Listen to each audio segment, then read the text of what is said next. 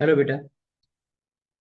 In last class of redox we have just started कि oxidation number क्या होता है, what is oxidation number, and how we can calculate the oxidation number of the given element in the given species.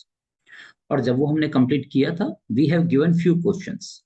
So first of all we will complete these 12 questions which I have given for the oxidation number. Then we will start the next topic. So class 2 for redox solutions of questions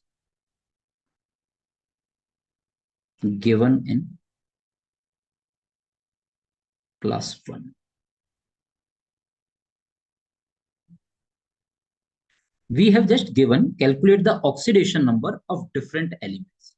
See, first K2CrO4. In this we have to calculate the oxidation number of chromium. How we will do? Sir, potassium is the element of first group. इसका oxidation number fix होगा always +1. So it is multiplied by 2. Chromium we can say X, oxygen -2. So it will 4 multiplied by -2. Net charge on K2CrO4 is 0. ये neutral है, इसका मतलब 0. So it will 2 plus X minus 8 equals to 0. So X can be written as +6. आपको पहले ही मैंने बोला है you should specify the sign. ये प्लस चार्ज जरूर लगाना पड़ेगा. ठीक. सेकंड आइए, आपको दिया है K2MnO4 in which we have to calculate oxidation number of Mn. कैसे कैलकुलेट करेंगे हम लोग? सर इसके लिए फिर से पोटेशियम इज +2, Mn कैलकुलेट करना है x, oxygen is -8 equals to 0. So x equals to +6 again. दोनों एक जैसे ही थे, कोई खास डिफरेंस नहीं. थर्ड हम देखें CrNH3 का whole 4 Cl2 whole twice SO4. देखो बेटा, क्रोमियम का ऑक्सीडेशन नंबर हमें measure, so we can say chromium is x. Sir chromium, how many chromium? 2. देखो ये 2 से होल मल्टीप्लाइड बाय 2 हो रहा है, so it can be written as 2x. Ammonia का चार्ज आपको मैंने लिखवाया था लास्ट क्लास में. लास्ट ग्रुप, लास्ट प्रॉपर्टी ये थी, अमोनिया, CO, वाटर, इनका ऑक्सीडेशन नंबर 0 होता है, तो अमोनिया इज 0. तो आपके पास 4 ammonia, 4 into 2 8, 8 into 0 is 0 only. Ammonia का 0, और अमोनिया है कितने? 4 टू जा 8, 0. Chlorine is -1. कितने क्लोरीन है बेटा? 4. सो -4 इक्वल्स टू, सॉरी साथ में सल्फर भी है, सल्फेट. सल्फेट का चार्ज हमने क्या बोला था? Oxidation number -2. तो -2, and that whole is having no charge, means 0. So 2x is equal to +6. So x will equals to +3. This is the oxidation number of chromium in this species. Sulphur, sulphate का भी अपने last जो point लिखा था उसमें लिखा था SO4 -2, mean sulphur का ऑक्सीडेशन नंबर कितना होगा? नेट -2. नेक्स्ट आइए फोर्थ, NiCO होल 4 में निकल का ऑक्सीडेशन. CO is carbonyl. आपको याद हो तो हमने बोला था अमोनिया, वाटर, CO ये न्यूट्रल स्पीसीज हैं, उनका ऑक्सीडेशन नंबर 0. तो निकल इज x, CO इज 0, नेट कोई चार्ज नहीं तो 0. So x is equal to 0. यहाँ निकल का ऑक्सीडेशन नंबर कितना आएगा? 0.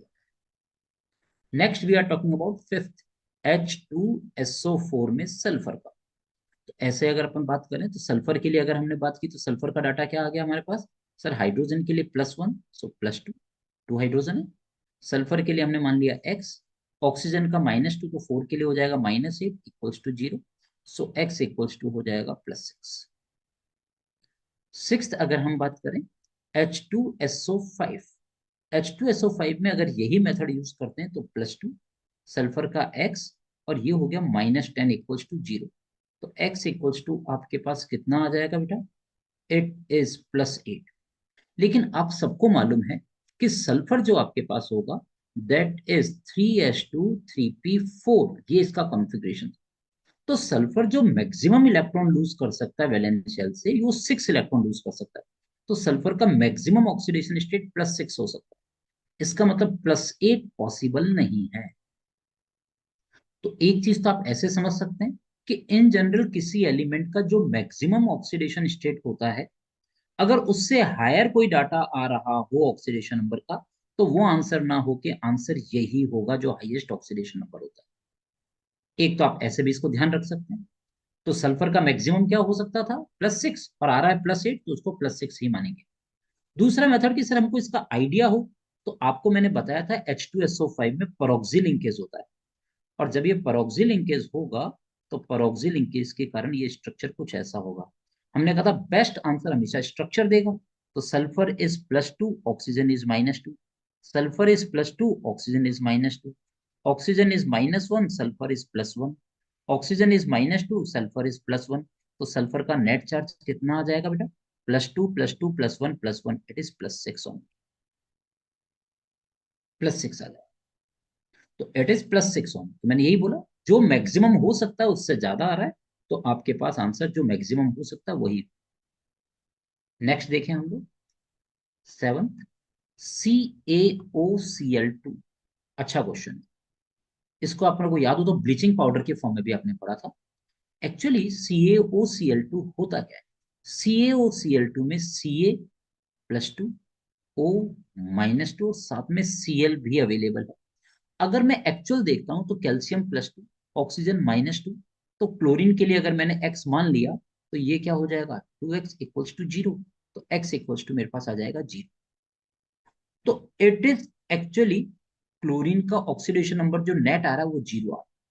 बेसिकली CaOCl2 स्पीसीज होती क्या है बेटा, CaOCl2 बेसिकली बना होता है CaCl2 एंड CaOCl का होल ट्वाइस, इन दोनों का मिक्सचर होता है। इसमें कंपोनेंट होता है Ca+2 एंड Cl-, इसमें कंपोनेंट होता है Ca+2 एंड OCl-। तो बेसिकली कैल्शियम के साथ Cl- भी अवेलेबल है, OCl- भी अवेलेबल है, और इन तीनों कंपोनेंट को मिला के हम बोलते हैं CaOCl2। Basically bleaching powder is the formed by this one, mixture of this one. तो it is having CaCl2 and CaOCl का होल ट्वाइस। तो बेसिकली यहाँ Cl- एंड OCl-। तो अगर मैं यहाँ क्लोरीन का ऑक्सीडेशन नंबर लेता हूं तो Cl- है, मीन्स -, और क्लोरीन OCl- की फॉर्म में भी है। OCl- में ऑक्सीजन -2, क्लोरीन Y मान लेते हैं, और नेट चार्ज कितना आ रहा है बेटा, -1, तो Y इक्वल टू आ जाएगा +1। तो यहाँ CaOCl2 में क्लोरीन का ऑक्सीडेशन नंबर +1 एंड -1 दोनों होगा। नेट की बात करें तो 1 Cl पर -1, 1 Cl पर +1, तो नेट चार्ज कितना आ जाएगा, नेट ऑक्सीडेशन नंबर आपके पास आ जाएगा 0। क्यों sir, -1 and +1 0, divided by 2 chlorine, तो आपके पास 0 डिवाइडेड बाय 2 इज 0 ओनली। तो नेट ऑक्सीडेशन नंबर जिसको हम बोलते हैं एवरेज ऑक्सीडेशन नंबर, एवरेज अगर हमने निकाला तो क्या आया, 0। और एक्चुअल जो होगा वो एक क्लोरीन पर +1 और एक पर -1। ये बड़ा अच्छा क्वेश्चन है, ब्लीचिंग पाउडर में क्लोरीन का ऑक्सीडेशन नंबर क्या हो, ये आपको आइडिया होना चाहिए। इंपॉर्टेंट क्वेश्चन है, ध्यान रखें। क्वेश्चन नंबर 8, CuNH3 का होल 4 SO4, सॉरी SO4 नहीं, आपको NO3 होल ट्वाइस दिया हुआ है, और आपसे बोला यहाँ कॉपर का ऑक्सीडेशन नंबर क्या हो। बेटा कॉपर का हम ले लेते हैं Y, अमोनिया आपको पहले ही बोला मैंने 0, तो ये 0 हो जाएगा। नाइट्रेट जो आपको लास्ट में लिखा है थे, कुछ स्पीसीज का ऑक्सीडेशन नंबर हमको ध्यान रखना पड़ेगा, तो नाइट्रेट इज NO3-, तो -1 है तो 2 हो जाएगा, तो -2 इक्वल टू 0, तो Y इक्वल्स टू +2। कॉपर का ऑक्सीडेशन नंबर कितना आएगा बेटा, +2। इसके बाद आता है अपने पास 9th, CrO5। CrO5 में क्रोमियम अगर मैं x मानता हूँ, ऑक्सीजन -2, तो -10 इक्वल्स टू 0, तो x इक्वल्स टू +10। लेकिन सर क्रोमियम के लिए फिर हमने पढ़ा था 3d5 4s1, आप चाहें तो ऐसा भी लिख सकते हैं 3s2 3p6, ये कॉन्फ़िगरेशन था। जैसे ही ये इन इलेक्ट्रॉन को लूज करेगा, इसका ऑक्टेट कंप्लीट हो जाएगा। तो क्रोमियम मैक्सिमम ये 6 इलेक्ट्रॉन लूज कर सकता है, तो मैक्सिमम ऑक्सीडेशन नंबर +6 हो सकता था। तो मैंने आपसे कहा था किसी एलिमेंट का जो मैक्सिमम ऑक्सीडेशन नंबर हो सकता है, अगर उससे हायर ऑक्सीडेशन नंबर आ रहा हो, तो वो आंसर ना हो के आंसर क्या होगा, जो हाईएस्ट होना चाहिए, तो +6 हो जाएगा। अब समझेंगे सर ये ऐसा क्यों। एक्चुअली CrO5 का स्ट्रक्चर होता है ये बटरफ्लाई स्ट्रक्चर, इसमें ये 4 ऑक्सीजन परऑक्सी लिंकेज की फॉर्म में, इसके कारण यहाँ +1 -1 -1 +1, ये +1, ये -1, ये -1, ये +1, यहाँ डबल बॉन्ड है तो ये +2 और ये -2। क्रोमियम का नेट चार्ज कितना आ जाएगा? +6 आ। ठीक है ना? तो नेट ऑक्सीडेशन नंबर क्रोमियम का कितना आएगा? +6। अच्छा, ऐसा एक बात और हो सकती है दिमाग में हमारे फितूर आ सकता है कि सर आपको तो ये स्ट्रक्चर आते हैं, हमको ये स्ट्रक्चर कैसे मालूम पड़ेगा? बेटा जैसे जैसे आप क्लासेस पढ़ते हैं ना, तो आप डी ब्लॉक भी पढ़ते हैं, आप पी ब्लॉक भी पढ़ते हैं, आप ऑक्सी एसिड्स भी पढ़ते हैं, उन सब में इन कंपाउंड्स के स्ट्रक्चर्स आते हैं। तो उन स्ट्रक्चर्स के बेस पर ये सब स्पीसीज जगह जगह आपको मिलती हैं। जैसे H2SO5 आपको कहीं ना कहीं मिलेगा, H2S2O8 आपको कहीं ना कहीं मिलेगा, है ना, ऑक्सी एसिड जब पढ़ते हैं। CrO5 आपको मिलता है, बटरफ्लाई स्ट्रक्चर इंपॉर्टेंट स्ट्रक्चर है, ये आपसे पूछा जाता है। तो वो कहीं ना कहीं आपके पास आपके कोर्स के पार्ट में ये आ जाता है। तो ये +6 आपके पास आ गया। तो थोड़ा बहुत ध्यान रखना पड़ता है। बाकी सिंपल सी कहानी, क्रोमियम का मैक्सिमम हो क्या सकता था? +6, और आपके पास +10 आ रहा है, पॉसिबल नहीं, तो आप +6 को टिक मारे, बिल्कुल सही होगा। इसके बाद आइए 10th, H2S2O8, सल्फर का हाइड्रोजन +2, सल्फर 2x, ऑक्सीजन। बेटा 8 2 जा 16, तो टोटल कितना आ जाएगा बेटा? 0। तो मेरे पास ये 2x इक्वल्स टू कितना आ जाएगा? +14, तो x equals to +7। Sir sulphur का तो मैक्सिमम 6 ही हो सकता था, +6। यहाँ +7 आ रहा है, मीन्स आंसर ये ना हो कि क्या आएगा? +6 आएगा। सर क्या हम इसको समझ सकते हैं? बिल्कुल बच्चे। ये आपके पास एक्चुअली फिर से एक ऑक्सीजन पेयर परऑक्सी लिंकेज के फॉर्म में होगा। ये परऑक्सी लिंकेज की फॉर्म। तो आपके पास ये दोनों ऑक्सीजन परऑक्साइड की फॉर्म होते हैं। तो बेसिकली ये आपके पास हुआ क्या? H2S2O6O2। क्यों? 2 ऑक्सीजन परऑक्सी लिंकेज। तो आप चाहो तो ऐसे भी लिख सकते हो, ये +2, ये +2x, ये हो गया ऑक्साइड की फॉर्म में है तो +12 -12। क्यों? ऑक्साइड इज -2, तो 6 2 जा 12। और 2 ऑक्सीजन परऑक्साइड है, परऑक्साइड का -1 होता है, तो 2 के लिए -2 इक्वल्स टू 0। तो +2 -2 कैंसिल, तो x इक्वल्स टू +6। लेकिन वो तब जब आपको ये मालूम है कि 2 ऑक्सीजन परऑक्साइड है। और अगर ये मालूम है तो स्ट्रक्चर मालूम होता ही है। तो यहाँ +2 हो जाएगा, ये +2 हो जाएगा, ये +1 हो जाएगा, और ये +1 हो जाएगा। सल्फर का नेट चार्ज क्या आ जाएगा? 6। It is like. 11th की बात करें, Na2NiCN का होल 4। तो इस केस में अगर हम बात करें निकल का ऑक्सीडेशन होगा, सोडियम एल्कली मेटल, +1 है तो 2 के लिए +2, निकल के लिए x, Cn का मैंने फिर बताया था -1, तो ये -4 इक्वल्स टू 0, तो x इक्वल्स टू +2। 12th आपके पास आता है FeC2O4। देखो बेटा, आयरन और ऑक्सिलेट। तो ऑक्सिलेटो जो आपके पास होता है वो आपको मैंने पहले उस दिन बताया था लास्ट पॉइंट में, इट इज C2O4 -2। तो यहाँ Fe क्या होगा? +2। तभी तो यहाँ और यहाँ कोई एक्स्ट्रा कोएफिशिएंट नहीं है आपके पास। अगर ये ऐसा होता Fe2C2O4 का होल थ्राइस, इट मीन्स ये 3 Fe का चार्ज है तो Fe+3 होता, और ऑक्सिलेट तो C2O4 -2 होता ही है। तो जब क्रॉस मल्टीप्लाई करेंगे तो ये बनेगा। आपको दिया क्या है? C2O4 का -2 होता तो Fe डेफिनेटली +2 होगा। क्यों? यहाँ कोई अलग अलग ऑक्सीजन नहीं है, मीन्स जो चार्ज इसका होगा वही इसका होगा। यहाँ कार्बन के लिए आपसे पूछा हुआ है। तो देखो C2O4 -2 में अगर कार्बन की बात करता हूँ तो कार्बन हो गया 2x, ऑक्सीजन का हो गया -8 इक्वल्स टू -2। तो 2x इक्वल्स टू मेरे पास हो गया +6, तो x इक्वल्स टू हो जाएगा +3। ये आपके पास इन सबके ऑक्सीडेशन नंबर्स आ जाएंगे। ठीक है? ऐसा ही एक स्पेशल केस जनरली हम लोग बताते हैं, जो मैंने आपको होमवर्क में दिया नहीं था, पर आप ध्यान रखें। C3O2 कार्बन सब ऑक्साइड, ये भी जनरली आपसे क्वेश्चन पूछा जाता है।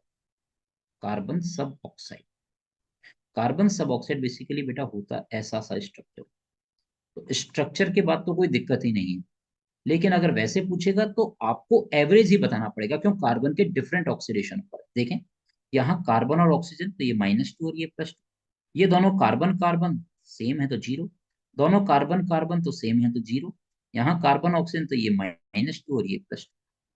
तो आपके पास कार्बन का ऑक्सीडेशन नंबर क्या होगा? 0 एंड +2। ये +2 हो गया, ये +2 हो गया, और ये 0 हो गया। और अगर मैं बोलता हूँ average oxidation number of carbon, तो सर देखो 2 कार्बन पर +2 एक पर 0, तो टोटल हो गया +4। कितने कार्बन थे? 3 डिवाइडेड बाय 3, ये इसका एवरेज ऑक्सीडेशन नंबर। तो यहां से जो डायरेक्ट निकलेगा वो एवरेज निकलेगा। एक कार्बन का एक्स, तो 3 के लिए क्या हो जाएगा, 3x।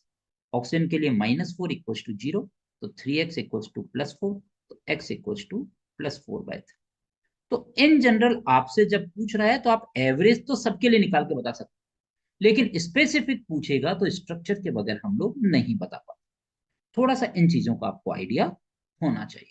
सो ये सारे के सारे वो क्वेश्चंस जो हमने फर्स्ट जो क्लास दी थी, उन क्लास में जो क्वेश्चन दिए थे उनकी बात करते हैं। तो सबसे पहले इन क्वेश्चंस को एक बार प्रॉपर देखिए आप, फिर अपन नेक्स्ट टॉपिक स्टार्ट